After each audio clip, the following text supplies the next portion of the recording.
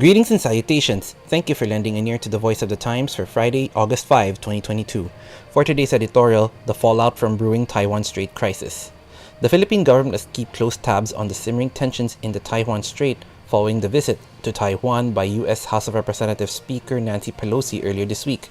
Pelosi, the highest U.S. government official to visit Taiwan in 25 years, has Beijing all rankled up as it accused Washington of flouting the One China policy, the cornerstone doctrine defining diplomatic relations with the island. The Chinese Foreign Ministry quickly fired off a barrage of barbed statements that Washington will pay the price and those who will play with fire will perish by it. But in a move far more telling than the rhetorical broadsides, more than 27 Chinese warplanes have flown into Taiwan's air defense zone, and the People's Liberation Army announced it will hold live fire drills in the waters around Taiwan. The unprecedented show of force sends a clear message that Beijing will not allow such a provocation to go unpunished. Pelosi, however, further stoked the fire by saying she came to Taiwan to make it unequivocally clear we will not abandon our commitment to Taiwan. She also assured Taiwanese leader Tsai Ing-wen the world faces a choice between democracy and autocracy. America's decision to preserve democracy here in Taiwan remains ironclad. China has a reason to be furious. It has long held that Taiwan is a breakaway province that has no international policy or identity. The One China policy may have driven Taiwan into the backwoods of international diplomacy, but that did not stop it from growing into an economic force.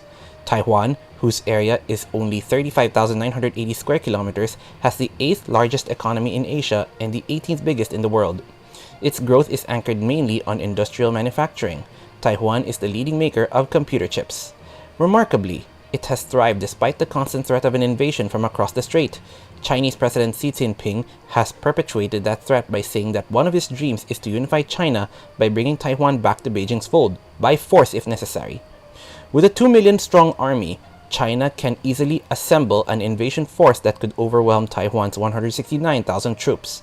What's holding it back is the prospect that the ensuing conflict could draw in the US. So far, the Americans have been limiting their engagement with Taiwan to arms sales to boost the island's defenses. An outright invasion could lead to a much deeper US involvement, and Beijing apparently is not ready to enter that stage. Still, Pelosi's strong posturing may have prompted China to up the ante. An invasion is still an extreme option, but some observers believe China could transform the vessels involved in the live fire maneuvers into a blockading force to constrict shipping in and out of Taiwan. One of the maneuvers is in fact being carried out a few kilometers off Kaohsiung, Taiwan's biggest port. Because Taiwan is only about 100 kilometers from Batanes, the Marcos administration could easily be sucked into a brewing crisis north of our border. Already, Chinese ambassador to the Philippines, Huang Xilian, has indicated that Beijing expects the Philippines to strictly abide by the One China principle. Malacanang's reply has been guarded. Press Secretary Rose Beatrix Trixie Cruz Angeles has said that in matters of international relations, we take time to study the matter and do not want to react immediately. Loose words might affect relationships and might be very, very difficult to rebuild. She added that the palace will take our cue from the Department of Foreign Affairs if such a reaction is even warranted. There are 160,000 Filipinos in Taiwan, 142,000 of them migrant workers, mostly in the manufacturing sector. This early, the government must make preparations to bring them home in case the crisis worsens. The volatile situation in the Taiwan Strait will also test President Ferdinand Marcos Jr.'s declaration that the Philippines is a friend to all. The Philippines will have to tread very carefully in charting a policy of accommodation with China, Taiwan, and the US. At one point or another, he will have to make some hard decisions and stand by them. And that's the editorial for Friday, August 5, 2022. For more news and information, get a copy of the Manila Times on print, subscribe to its digital edition, or log on to www.manilatimes.net. Follow us on Twitter, Facebook, or Instagram, and listen to the Voice of the Times. Our longest trusted English newspaper since 1898. Now available digitally. Computer.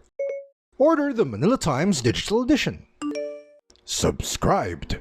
Get the Manila Times Digital Edition for less than 2 pesos and 50 centavos per day when you sign up for 1 year. The Manila Times, news source of choice, trusted since 1898.